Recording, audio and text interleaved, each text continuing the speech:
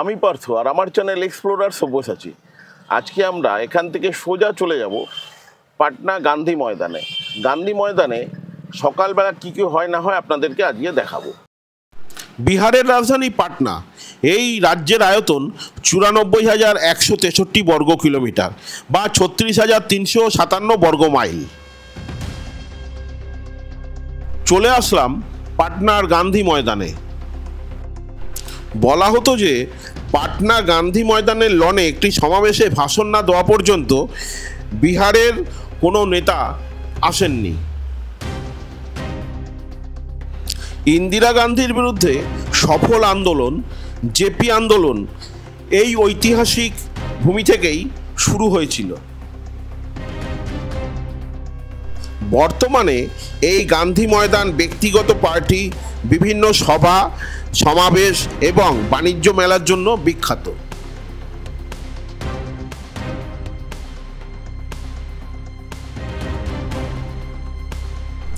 বর্তমান ভারতবর্ষের প্রেক্ষাপটে সমুদ্র হিমাচলের প্রতিটি রাজ্যে, প্রতিটি জেলায়, প্রতিটি পরগনায়, প্রতিটি অঞ্চলে প্রতি ভারতবাসীর উচিত তা সে যে বয়সেরই হোক না কেন শারীরিক কসরত করে শরীরকে চাঙ্গা রেখে দেওয়া। আর এই শরীরকে চাঙ্গা রাখতে গেলে যেটা দরকার তা হচ্ছে আর্মি ট্রেনিংয়ের মারফতই সম্ভব। আজকে আমরা এসে পড়েছি গান্ধী ময়দানে, যেখানে আর্মি ট্রেনিংয়ের জন্য একটা প্রকল্প তৈরি হয়েছে। সেই প্রকল্পই আপনাদেরকে এখন দেখাবো।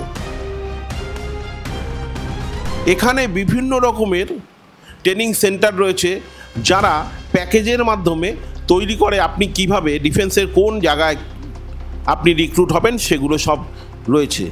যেমন কেউ আর্মিতে যাবেন সেইভাবে তৈরি করা হচ্ছে, কেউ এয়ারফোর্সে যাবেন তাকে সেইভাবে তৈরি করা হচ্ছে, কেউ নেভিতে যাবেন তাকেও সেইভাবে তৈরি করা হচ্ছে। মোটের ওপর কথা হচ্ছে এখানে আর্মি ট্রেনিং সেন্টার খোলা হয়েছে, আর যেটা এখন আমাদের প্রতিটা রাজ্যেরই কিন্তু খুলে রাখা দরকার, কারণ যেহেতু দেশে একটা যুদ্ধ ভাব রয়েছে। ভারতীয় সেনাবাহিনীতে নতুন করে একটা প্রকল্প তৈরি হয়েছে, যেটার নাম হচ্ছে অগ্নিবীর প্রকল্প, যা 2019 সালের মাঝামাঝি চালু হয়েছিল। এই প্রকল্পতে ভারতীয় সেনাবাহিনীতে নিয়োগের জন্য একটি নতুন প্রক্রিয়া চালু হয়, যেখানে তরুণীদের জন্য অগ্নিবীর হিসাবে 4 বছরের জন্য নিয়োগ করা হয়। এই প্রকল্পের মূল লক্ষ্য হলো ভারতীয় সেনার মধ্যে তরুণদের একটি নতুন প্রজন্ম তৈরি করা এবং সামরিক পরিষেবাতে তাদের অংশগ্রহণে উৎসাহিত করা।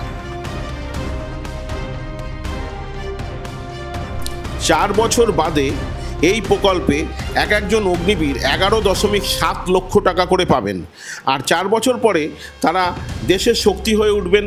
আর এদের মধ্যেই যারা ভালো কাজ করবেন তাদের 25%কে আর্মি বা ডিফেন্সে নিয়ে নেওয়া হবে।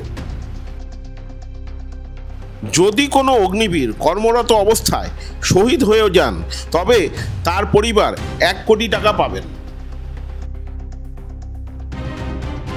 নৌসেনাতে মহিলাদের জন্য অগ্নিবীর হিসাবে নিয়োগ করার জন্য আলাদা একটা বিভাগ খোলা হয়েছে।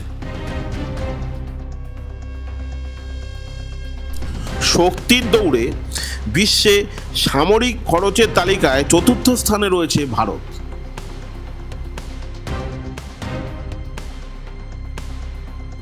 দু 2024-25 আর্থিক বছরে 23,622 কোটি টাকার রেকর্ড স্তরে বেড়েছে প্রতিরক্ষা সংক্রান্ত রপ্তানি।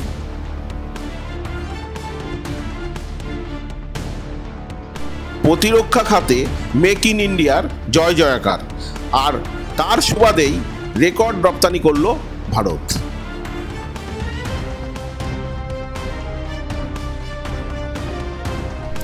সব মিলিয়ে প্রায় 80টি দেশে রপ্তানি করেছে এই ভারতবর্ষ প্রতিরক্ষা সংক্রান্ত সামগ্রী। নিউক্লিয়ার সাবমেরিন থেকে আরম্ভ করে তেজস ভারতের হাতে রয়েছে সুপারসনিক XB-1, যা শব্দের চেয়েও আকাশে দ্রুত ওড়ে।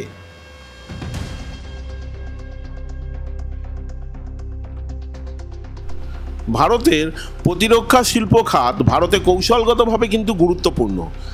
আমাদের ভারতবর্ষে 1.44 মিলিয়নেরও বেশি সক্রিয় কর্মী সারা বিশ্বের মধ্যে রয়েছে, যা বিশ্বের বৃহত্তম সামরিক বাহিনী হিসাবে পরিগণিত হয়।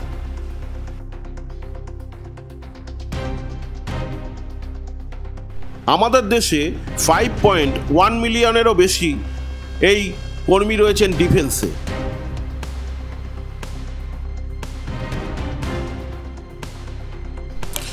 কেন্দ্রীয় অর্থমন্ত্রী নির্মলা সীতারামন 2025-26 অর্থবর্ষের বাজেট বক্তৃতায় প্রতিরক্ষা খাতে প্রায় 6,81,210 কোটি টাকা বরাদ্দ করেছেন।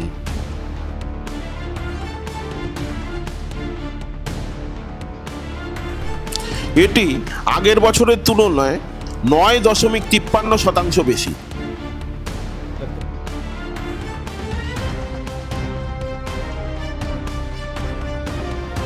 বিশ্বের বিভিন্ন প্রান্তে অশান্তি মাথাচাড়া দিতেই প্রতিরক্ষা খাতে খরচ বাড়িয়েছে আমেরিকা, রাশিয়া, চীন সহ ইউরোপ এবং এশিয়ার প্রায় সমস্ত শক্তিধর দেশ। সেনাবাহিনীর জন্য ব্যয় বরাদ্দ বৃদ্ধি করেছেন নরেন্দ্র মোদী সরকারও।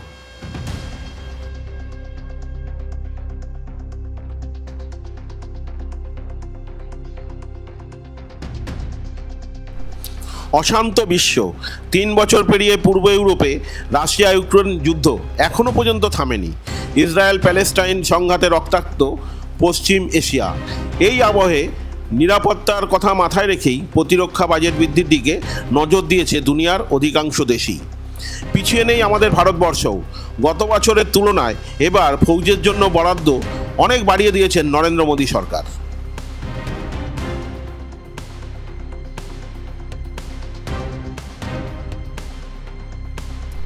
প্রতিরক্ষা খাতে বিশ্বের বিভিন্ন দেশের বরাদ্দ নিয়ে দীর্ঘদিন ধরে গবেষণা চালাচ্ছে international institute of strategic studies IISS।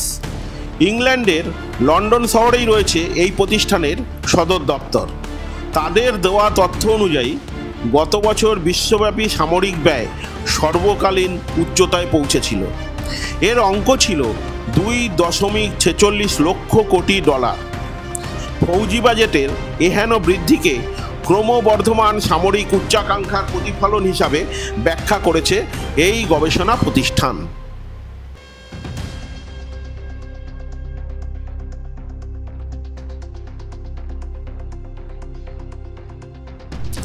IISS জানিয়েছে প্রতিরক্ষা খাতে সবচেয়ে বেশি বরাদ্দ হয়েছে সুপার পাওয়ার আমেরিকার।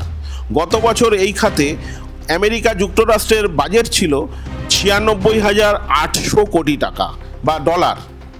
তাৎপর্যপূর্ণ বিষয় হলো 2023 সালের তুলনায় ফৌজি খরচ বৃদ্ধি করেছে মার্কিন সরকার। সেবার সামরিক খাতে ওয়াশিংটন 91,600 কোটি ডলার বরাদ্দ করেছিল।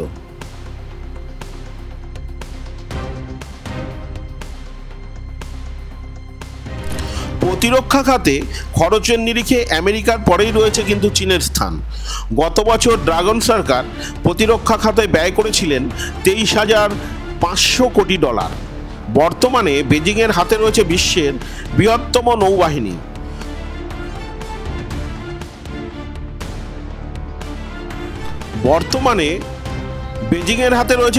বৃহত্তম নৌবাহিনী। ফৌজি শক্তিকে যুক্তরাষ্ট্রকে টক্কর দেওয়ার জন্য ক্রমাগত সামরিক খরচ বাড়িয়ে চলেছেন সেখানকার প্রেসিডেন্ট শি জিনপিং।